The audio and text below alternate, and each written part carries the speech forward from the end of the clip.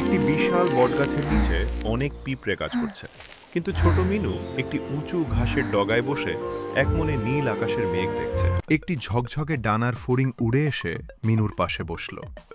মিনু তার স্বপ্নের কথা বলছে, আর নীলু হাসি মুখে তার কথা শুনছে। মিনু নীলুর পিঠের ওপর শক্ত করে চেপে বসেছে। নীলু ডানা ঝাপটে উপরে উঠছে, আর নিচের গাছপালাগুলো ছোট হয়ে আসছে। মিনুর চোখে বিস্ময়। আকাশ হঠাৎ কালো হয়ে গেল। একটি বিশাল বাজ পাখি তাদের দিকে তেড়ে আসছে। নীলু চট করে মিনুকে নিয়ে ঘন ঝোপের আড়ালে লুকিয়ে পড়ল। আকাশ থেকে মিনু দেখল তার পিঁপড়ে বন্ধুরা একটি রুটির টুকরো নিয়ে হিমশিম খাচ্ছে।